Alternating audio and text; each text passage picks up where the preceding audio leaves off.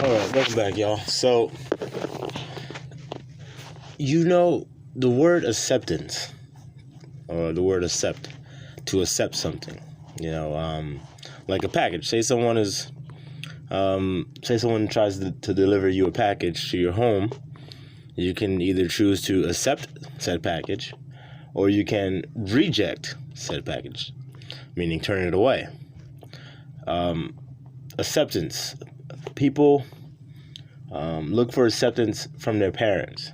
People want to make their parents proud, and again, be accepted by their parents. You might see someone who is gay not be accepted. They're rejected from their parents or from their family because of their choices. In life, you can accept and reject things. Not everything breaks down that easily into that accepted category or rejected category. I say all this to say, as a whole, our people, we look for acceptance from outsiders. We don't look for acceptance from the inside, which is where you should be looking for it, especially if you're being brought up in an upright, forthright society, culturally, with a strong culture. That's who you would look to for acceptance, or to be accepted, and you wouldn't want to be rejected by them. If say I have a friend and my friend comes over to my house with his kids. His kids shouldn't be looking for me to accept them on any level. You know what I mean? His kids should be looking to him for that.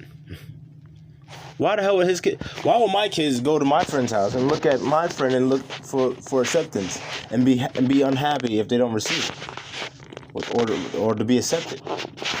And that's the predicament that our people that we find ourselves in. We're looking for acceptance from outsiders, but we don't look for to be accepted or validated from within.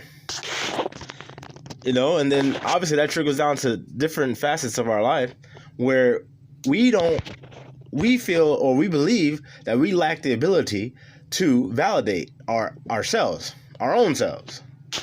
So therefore, we're always seeking it from outside the community. And I'm going to play this clip from D.L. Hughley. I feel bad because this is, I think, my second or third one on him. But, I have to point out these things when I see it because these people have these platforms, and D.L. Hughley is famous. He's rich. I'm not going to say he's like uber rich, but he has money. Obviously he has money. He's in the entertainment industry. So these people that are living in these lives, I'm not saying that you can, it's impossible for someone to be a part of the entertainment industry and have a nice grasp on everything and what's really going on. But it just so happens to be, or to me, seemed to me to be, that a lot of these people don't know, like they're too far gone. They're saying things, and it's just not the case. It doesn't work out for you and I, your typical average Joes. So I'm gonna play this, and then I'm gonna chime in.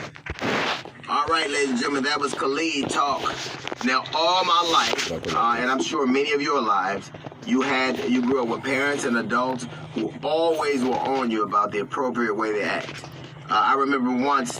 Well, just to clarify, that's how it should be. We should be brought up with two-parent households, mother and father. But as he just said, he's sure most haven't. That's the problem. We have this single parent household with these single quote unquote black women raising these kids, man. And it's not the majority, at least last time I checked, but it's damn near almost half, I believe. Almost half is single parent household. So no deal. Already you're starting off with a disconnect there. Because the numbers say that it's almost half of the people, at least of your demographic, that would be able to get where you're coming from and grew up under that. Now, me, for instance, I did not grow up in a two-parent household. I did not. I grew up with my mother. I did have my stepfather around, but it was very clear from the get-go that he was my stepfather. It wasn't like my father. You know, he kind of was just there. He kind of just literally was just there and just floated on by. Don't get me wrong. He helped out a lot financially because of their marriage. We were able to move to New Jersey from the hood. So obviously there were great contributions from him. But when it comes to, you know, that father energy, that male energy, father figure, not quite that. Not taking up anything from the guy, especially as I've gotten older. I'm able to appreciate what he did bring to the table and what he was able to offer more. But when it comes to being a young man, a little boy growing up, that wasn't it. And again, not trying to knock him. That's just reality. That's just a little bit about my story.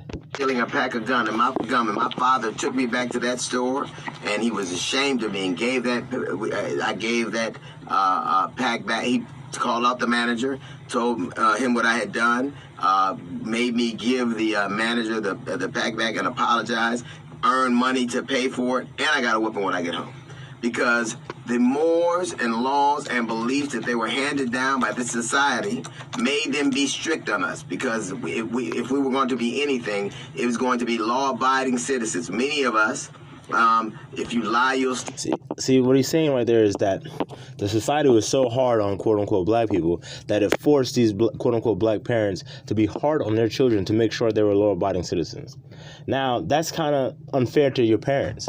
Because what you're saying there, DL, is what if the society wasn't so quote unquote hard on them, then they wouldn't have made sure that you were going to be, if nothing else, law-abiding citizens.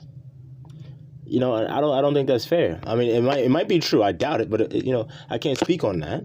Obviously, I can't say definitively, but I do know that for you to imply that, or not even imply, that's what you're saying. That without the group of people in power literally being hard on you, or the quote unquote blacks back then you would have been brought up a different way and you would have been more inclined to steal. That's not fair to your parents. If you steal, you'll kill. We used to hear that all the time. We had people that invest. We were raised by people, for the most part, by and large, by people who had bought into the idea that if you do these things, this country will accept you. If you act this way, you'll be out of danger. If you stay away from this, you won't have any problem with the police. We know that is not true. We know that. Well, okay, that's where I got to stop you again, DL. If you are doing what you got to do, minding your business, taking care of your business, and you're moving with a plan, like you have a goal and you're working towards said goal, you will more than likely not find yourself in compromising positions. Period. Now, does that mean that it won't happen? No. But that's the same for quote unquote white people too. Sometimes shit just fucking happens. You know, sometimes shit just happens. But if you're not moving with a purpose and like you're just standing out on a corner, or you just chilling somewhere because you ain't got nothing to do, because you ain't doing nothing with life, you're stagnant, you're fucking idle, then you know what? Trouble will find you. Trouble will find you. I guarantee it. So don't see, and this is what he tries to do. He tries to make it seem like, oh, woe is me, you know, I'm doing good, I'm just trying to look out, and then some bad shit happened to me, I'm getting my ass whooped by the cops. Come on, man, let's just stop. Are there quote unquote racist cops out there, i.e. cops that want to exert a lot of their power that they have? Yes, sure. But again, if you don't put yourself in position to be in close contact with the cops, then how the hell are they going to come and do that to you? Huh? So if you're just doing what you got to do, like I said, for the most part, you'll be all right. You know, if you speeding, or you know, you're not using your turn signals, you got your music blasting, you're freaking driving recklessly, all that stuff. You know, you're smoking weed in the car, whether it's legal or illegal, these are all things that you're putting yourself in positions to have contact with the police. So we have to do better. All right, now moving on. That is not true. We can understand oftentimes justice is meted out harder against us. But now imagine a situation where we abide into the mores and norms and ideas of this country, which are supposed to protect us, and they don't have... No, they're not supposed to protect us. So you're wrong, Mr. D.L. Hughley. The Constitution was not written for us, nor to protect us. It was actually written to protect the quote-unquote white man, the same person who you're talking about. So that's another problem that the black community has. We got this false, we believe that we're supposed to be protected by it. No, it literally says you're 3/5 of a man. It's very clear as day.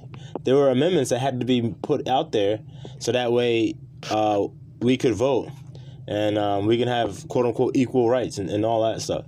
So no, what are you talking about, man? That's that idealistic mindset. That's an idealistic mindset. Am I sitting here saying that no, you're not a man, you're 3/5 of a man, you should just embrace that and shut the hell up? No, that's not what I'm saying. What I'm saying is we have to be honest and understand that what the Constitution says. Now, the shit is wrong. Obviously, we're not 3/5 of a man, But if you're out there waiting for the white man to tell you that you're not, then you know what? You are a fucking fool. And you might as well be 3/5 of a fucking man. Because you're not a man. Have to pay attention to that. They don't have to do it. We have bought into everything they said in the attempt to good our way into acceptance, to behave our way into acceptance. Oh, see, that's the word. That's the word right there. I opened up with it. Let me rewind it. But that's the word I opened up with. Acceptance. We have bought into everything they said in the attempt to good our way into acceptance. Listen to me, D.L. Hughley. You're talking about acceptance, man. You're at least in your 50s. You got to be. I don't know how old you are exactly, but you're in your 50s. All right? And you're talking about acceptance, dude. You're talking about acceptance like you're looking to quote unquote white daddy for acceptance. What the fuck is wrong with you? You are a grown ass man. Why don't you validate yourself? Huh? You over here talking about acceptance. We got to good our way to acceptance. Oh, nigga, if you don't shut the fuck up with your bitch assness over here, come on with this. This is what I'm talking about. These people have this platform, and this is what they're talking about. This nigga's over here bitching and complaining about acceptance, bro. Validate your goddamn self. All right, accept your goddamn self and your people. The fuck you worried about acceptance for? Worry about what the fuck you accept. All right? Worry about if you're going to accept a quote-unquote white person or any person from outside the race, or any man for that matter, coming at you disrespectfully. You're going to accept it or you're going to reject it. And if you're going to accept it, based off of what? Based off of what and why? I have to ask these questions to you because obviously you got way too much bitch energy coming out right now, man. If you look, me, no. Someone wants to come at me crazy, look, I'm not playing that. Whether you're white, black, Chinese, Bruce Lee, motherfucker, it don't matter. I don't play that. But then again, I don't come across instances like that often anymore since I've changed my life because I'm moving with a purpose. I wake up, I have goals in mind, I do what I got to do every day to inch me closer and closer to achieving these goddamn goals. If it ain't about the goals, like T.I. said, if it ain't about the money, if it ain't about the goals, then I don't give a damn. I have nothing. I have no use for it. No use for it. When I'm home, I read. I read my books. I'm always reading. I'm always learning. Okay? I'm not out there in the streets for no reason with nothing to fucking do. To behave our way into acceptance. To learn our way into acceptance. To work our way into acceptance. Right now, there are two systems. One. Stop looking for acceptance, man. All right? Listen, you're asking for the person that you're saying is racist to accept you. Why the fuck would they accept you, number one? And number two, even if they said that they did, would you believe it? They quote-unquote gave us equal rights and stuff like that. You still believe that? What is wrong with you? What's going on? And it's not... It's not based on anything, but it's not economics. Poor white people do better than poor black people in the court system. They do better almost anywhere. Poor white people do better than poor black people at the bank. So that's just the way it is. But right now, we're talking about justice and nobody is above the law. I gotta go. I'll finish the rest of this later. All right, I'm back. Sorry, I had to do something real fast, but let me get back to this fuckery this thing is talking about. We see right now where President of the United States incited a riot. All right, so I don't know how I feel about people keep saying that he incited a riot. And I think I don't know, man. I don't know, because I have to. We'll never know if he wanted, like, if he was actually trying to do that. You know, you don't know, and you can't hold people responsible for what the fuck other people do. Now, behind the scenes, was he orchestrating and like, yeah, do this on this day, yada yada? I don't know, and obviously no one knows, because if they did know, they would have been saying that. So he incited a riot. Man, look, dumb motherfuckers, they was ready to do something. You know what I'm saying? Period. So I can't sit here and say that he incited a riot. Like, again, I just believe that them motherfuckers, they was ready. You know what I'm saying? You got a very large demographic out there in Middle America, and then the southern part of the United States, where these men feel left out and forgotten. So that's what happens. Pressure busts pipes. So again, I can't sit here and put all that on Trump, saying that he incited all that. I don't know. There's not enough to just go off of that, for me at least. But if you want to be one of these dudes, these fearmongers, these little ass, I'm not gonna start calling people names. That's uncalled for. But it's just I think that is disingenuous, man. I think it's actually works as a detriment for our people when you have someone like this on a platform as large as the one that he has, spewing this nonsense, man. On TV, and 45 Republicans said it wasn't even worthy of being adjudicated. We should even. Why do you think that is? Because they're Republicans? Probably. They're all on the same team. Probably. Also because what evidence? What evidence? Oh, he said this. These tweets. Come on, man. Have this thing. There were in the Congress, before there was an impeachment, there were dozens of them involved in the insurrection. We have accounts of congressmen taking some of the people who would be rioters on tours and telling people where they were, knowing they were complicit in the insurrection. Then we have two senators, Josh Hawley and Ted Cruz, who will be jurors in the impeachment trial. Jurors. These two were directly involved in the insurrection. Directly.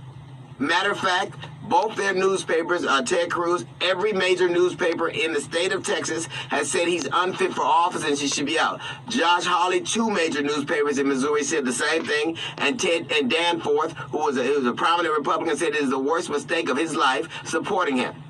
So everybody sees how craven they are. Everybody sees how complicit they are. But these two men get to sit on the trial to decide the guilt of the president of the United States. So what he's saying, look, they're all like that.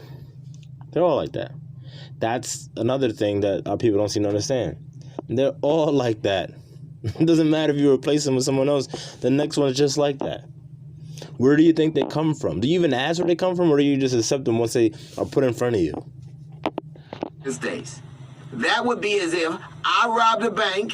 Well, let me speak past this. We were taught by people that had respect for the law. And now we see more and more that more and more America is a place where people do not pay attention to the law. You have the most powerful people on the face of the earth breaking the law in plain sight, and nothing happens to them. Well, that happens all the time because they have power. That's just the reality, man. I'm sure there's a lot of things that you have done, D.L. Hughley, since being famous, and you haven't had to pay the same exact price that others have had. People that probably aren't as famous as you, or aren't famous to begin with at all. But I don't see you sitting here talking about those instances, and I'm sure that has happened. I'm sure it's happened. So we have to be consistent. If you're going to take the stance that D.L. Hughley's taking, you have to be consistent, man. Nothing happens to them. This man actually said out of his mouth that he could shoot somebody on Fifth Avenue and he would still have his supporters. He was responsible, and his words and actions are responsible for 6 deaths, and he still has supporters. And those supporters... You're putting those deaths on, again, like I said, I can't put that on him. You know, and that goes back to accountability. The people that did it, they have to be accountable for their actions. And people might say, oh, well, Trump has to be accountable for his words. Listen, if I tell someone to jump off a bridge and they do it, I didn't push them off the damn bridge. They decided to jump off the fucking bridge for whatever reason. All right? Period. You know? Those people who are complicit with him now get to weigh on his guilt or innocence. And that is, in truth, the duality of America. My mother... You said the duality? The duality of America? And father bought into that, even though I didn't... Listen, I was raised right. I acted wrong. They were raised right and still acted wrong, and they get away with it in front of the world. Don't talk to me about justice reform. Talk about justice applying for every single person. It should be irrespective. Well, that's the definition of justice. You know, it needs to be applied evenly. So, to that, I get what he's saying. But overall, we have to get away from this looking for acceptance BS. Okay, and if you're gonna look for acceptance, it has to be from within, from your community, from the elders of your community, you know, and then from the Most High. That's who the hell you should be looking for acceptance from, not the so-called fucking white man. You know, enough of that nonsense, and enough of allowing people like this man to freaking get you all up in that mode. You know, that's holding us back. So anyway, until next time.